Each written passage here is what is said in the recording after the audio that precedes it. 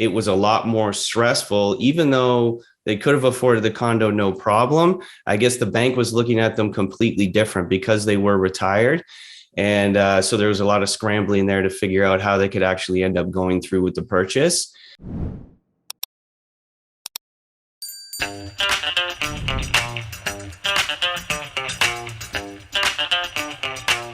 Welcome to Real Stories in Real Estate with your host, Denise Laframboise.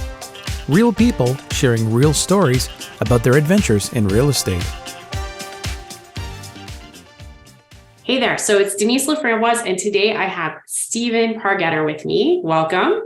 Hello. So he's going to share a story of something that we have heard over and over again, especially since the pandemic.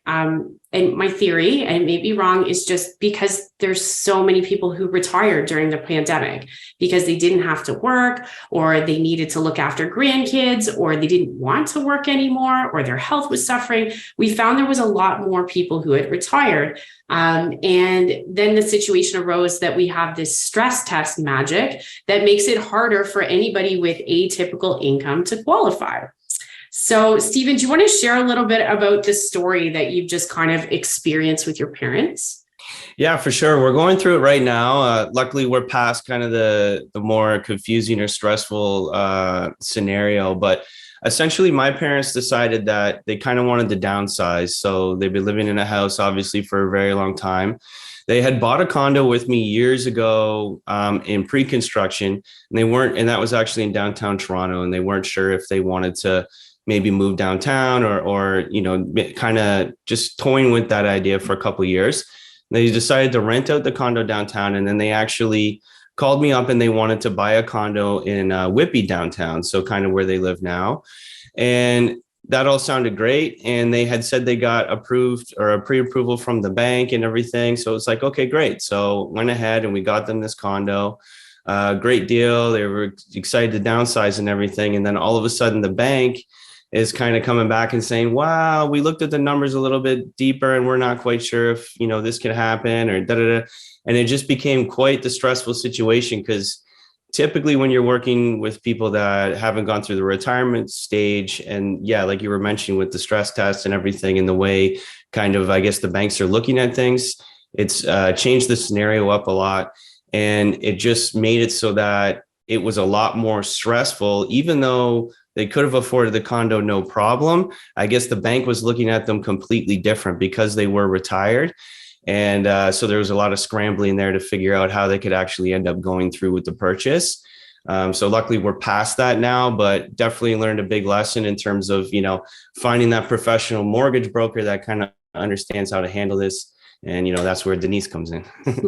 Well, I appreciate that. And I will say that we see that on our end too. We work with 58 different lenders. They're not all good with pension income. They're not all good with RIF income. They're not all good with assets and how we can use those, or if somebody has retained earnings inside a corporation. And that's why we have so many of them. And that's where, when, say, we do a pre-approval, we're looking at how many lender options do we have, right? I mean, I live in Whitby and the GTA here, we still don't always have the opportunity for financing conditions. So we need to know that we have a bunch of different options. And when you go to just one lender, that isn't always the case. But especially when your income is more unique and doesn't necessarily fit the stress test, right? And it was strange. Sorry to cut you off. It was strange to me as well, because if you actually looked at their income from their pension and kind of the money they have and everything, I believe that in a normal scenario, it would have been okay. But just because they're retired, I guess the bank was looking at them completely different, even though they had the income and they could have got the condo, no problem. So it was kind of surprising to me as well, just to see that kind of mortgage backing side of things, so it sucks, right? What I do sucks. Honestly, sometimes it's things like certain lenders won't use pension income until it's been established for X number of months. Well, how do you know that as a borrower? You just walk in and you say, okay, I get this much a month. And they say, great. Or with the pre-approvals, we often see the situation where they just base it on, oh yeah, we have all your information. They didn't Yeah. ask if you retired. They didn't ask for new documents. Oh, we have all your information and we can see your stuff going into your bank account. Like, we'll just use that old stuff. You're good. Yeah, I think that's what happened here. It was Right. kind of like, oh, you guys will be fine. And that employee kind of saying, oh, you guys will be fine, leads to, okay, let's go get this condo. And then it's like, hey, we got the condo. And then she starts to look at it a little bit deeper. And it's like, ooh, now that I talked to the back office, maybe you guys aren't okay. And then it can be a very stressful situation. So definitely better to know the path that you want to take before, I guess to get, because even though they said it, you're pre-approved, I guess you just want to have that professional mortgage broker tell you that you are pre-approved. If we're being honest, like a pre-approval, like that word means nothing. It doesn't mean that any lender anywhere has money sitting aside in a bank account with your name on it, right? Mm-hmm. Even a rate hold, like they'll give you a piece of paper in writing and you still they haven't looked at your documents. They haven't assessed anything. And so unless you're really comfortable knowing that the person who's looked at everything is, you have to have confidence in them, because all kinds of things can go wrong. And they do, right? And we see it all the time. But to add that layer of stress onto people when they're retired and they're downsizing and the market's completely different than it was when they bought or sold previously, or adding a layer of leaving your family home to downsize to a condo, you're already stressed. Yeah. Right? What you do is stressful too. And then you're adding this extra layer on of what if, or we don't know, or what can we do? Right. Yeah, definitely. I think the biggest thing in my real estate career, I get the best enjoyment out of kind of alleviating the stress. And I understand that it can be very stressful. And, I actually used to be a paramedic before this. So I was a paramedic for a decade. So I find where I shine the most is more in the stressful realm. So it's okay, let's do everything we can here to make this the easiest transition for you, and kind of highlighting the areas that, we should be focusing on for their specific tailored situation.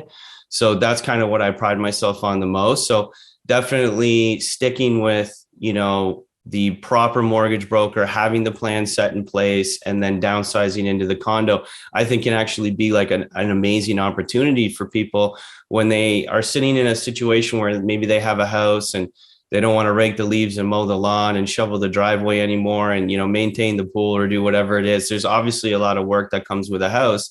You're getting older, the kids have moved out, maybe it's time you want to kind of change things up a little bit. You're in that retirement age, that kind of the golden years.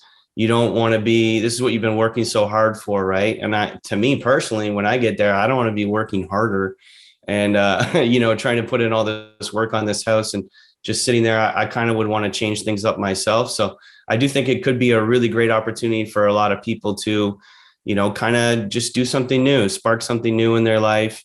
And the great thing with the condo is there's no maintenance. You turn the key, say, see you later. You can take off on a cruise. You can go on vacation, you pop down to Florida, let concierge know or whatever, and you don't have to worry about the property. So there's a lot of benefits for the condo. And I think definitely tackling this one stressful aspect of, can I get my mortgage, working with someone like yourself or, setting up a team of people around you that can help that client out the best. That's what's going to help a lot going forward in the future. Well, and I mean, that's what this whole podcast is about, is that I honestly feel like people are better served to get help or get advice from somebody who's been through it. Mm-hmm. I mean, there must have been some things that you guys learned along the way going through this. Yeah, for sure.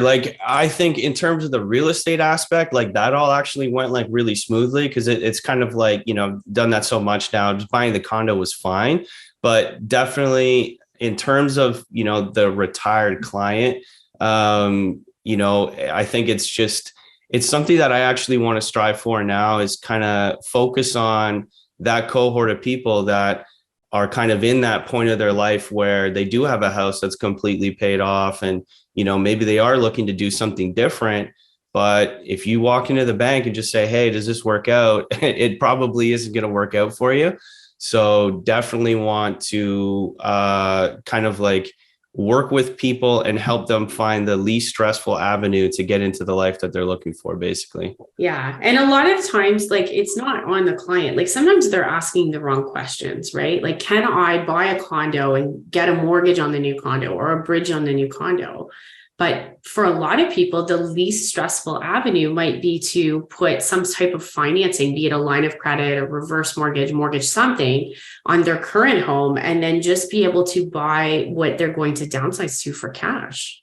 Right. Yeah, I remember you telling me that. And I think personally, if you could set that situation up, that would be the best way to go. Because typically, if you have a house and it's completely paid for, you've been living there for years, maybe you're spread out in the GTA somewhere. Even if you were looking for a condo downtown Toronto, it most likely be cheaper than that house that you own, right? Because the detached value, even in Durham is pretty high compared to a lot of the condos that you would probably be looking to get in Toronto. So I think it could be like an amazing, and also just anywhere throughout Durham, condos, out in Whitby or whatever, are obviously going to be cheaper, or Oshawa, or, even out into like Oakville and stuff like that. So I think it could be an amazing opportunity because you would have the house that's way more expensive. And then, like you said, you could kind of go and buy a condo stress-free with the cash. So you could just buy the condo outright and then be able to move into it in a more relaxed manner, take your time, get into the condo. And then I could come in and list the property for you, stage it, and kind of go through that process without you being rushed or stressed. And, I got to sell this house before I get this condo, before, this transaction happens. It can just be a lot less stressful. And then when we go to sell your house for you, you're making a profit on top of that. You now have a condo that's completely paid for. And obviously there's a ton of equity in there. And now you just get a nice big check from the house that you sell and whatever other retirement funds you have. And you're living on Easy Street. Now you're just enjoying life. For me personally, I live right downtown Toronto. I love going out in Toronto all the time. And, if you're a little bit older, maybe you want to go to the theater, go see shows, hop on the streetcar and go check out something, go for dinner a little more often. I actually want to do all that right now. That sounds amazing. And it's a lot easier. Like me living in Toronto, some of the best nights are when you hop on the streetcar and you pop right downtown and you're with your buddies hanging out, or, you take your wife out or something and you're just having a good time. Then you hop on that streetcar and come home. It just feels like you could take like an ordinary like Wednesday night and turn it into something that would be a big deal for other people who had to come all the way downtown to do something and all this stuff, right? So yeah. So for us, like, we're downtown people, right? So we came to the suburbs to have our kids, but we always like say, okay, that's where we're going to retire, is back downtown, because you can go to shows. You could actually audit university classes for free. So you could just take like all these classes. I was like, I'm going to take all of the cooking classes at George Brown, right? Like, provided that's still there when I retire, but and close to good healthcare, like all of those things that you mentioned that are so important. But I just think buying and selling in general is very stressful, right? Do you buy first? Do you sell first? How much are you sure you'll sell for? Then all of a sudden, if you buy first, then you have this ticking time bomb. You have to sell by, or else you don't qualify for what you like. It can be so stressful. And when you add a layer of, leaving your family home, like, that's huge. So, I mean, that situation that you just described, of having the time you need to be able to stage and list properly and market properly and wait for the right offer to come along, it's huge for people. Yeah, definitely. And I do think it just could be an amazing situation, because you would know, like you said, if I go to sell or buy, like I had a client who they actually bought a house because they fell in love with the house, and then we had to sell their house, which is a route that it's one of the two, right? You sell or you buy first. There's kind of no way to get around it if you're, going to kind of do a lateral move or whatever. And so, the stress builds up a lot when you've bought the house and now you have to sell within like 2 or 3 months. And that's kind of when you can start to get into, especially in a market we're in right now where it's a little bit more quiet and people are kind of hesitant. You have to start dropping the price possibly and stuff like that. So it can become very stressful for the client.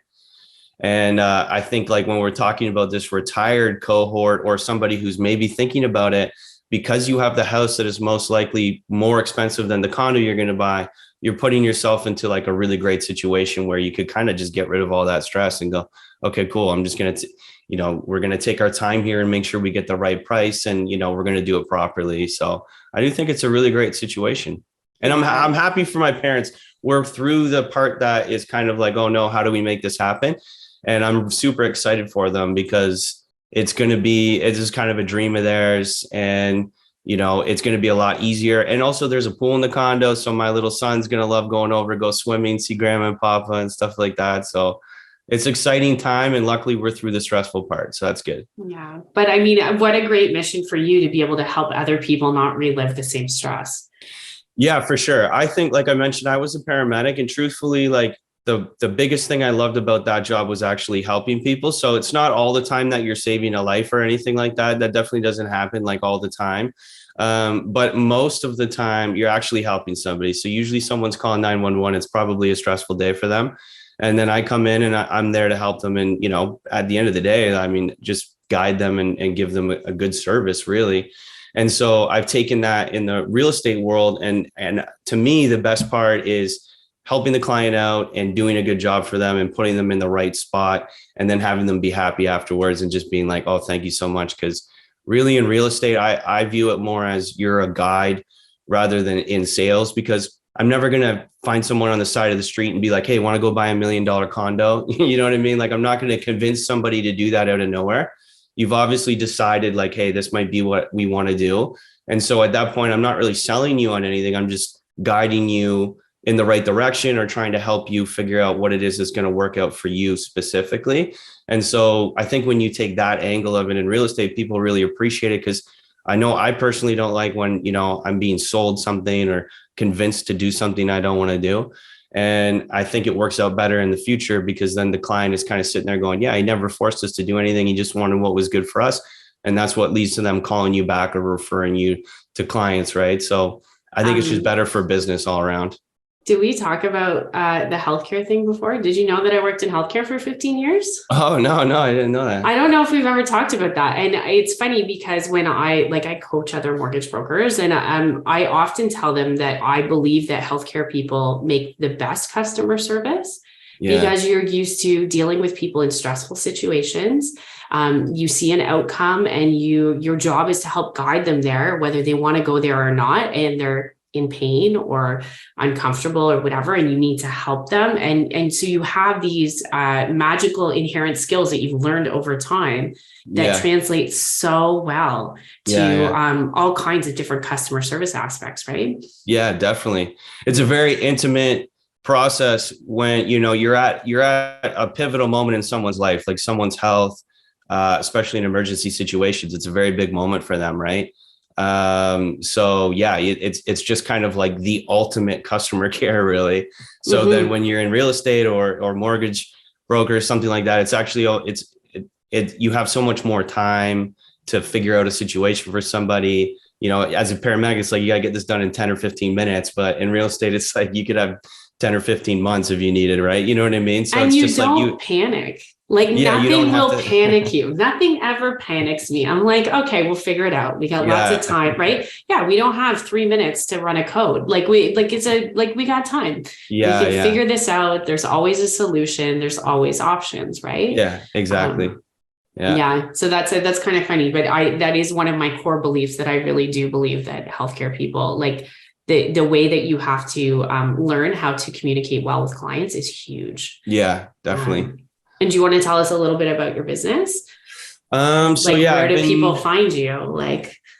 So I go by the Invested Agent. So I kind of didn't want to really do like my name, because I feel like, Stephen Park, it's like whatever. So the investedagent.ca is the website. And then on Instagram, it would be the Invested Agent. That's probably the easiest way if you wanted to send a DM or just hop on the website and get my number and all that stuff. But I've been downtown Toronto for, I think, since 2014. So it's coming up on a decade, I guess, next year. Primarily doing like condos, pre-construction, homes as well. And then I do work out in Durham as well, because I actually grew up in Whitby. I lived in Oshawa for many years, so I own property out there.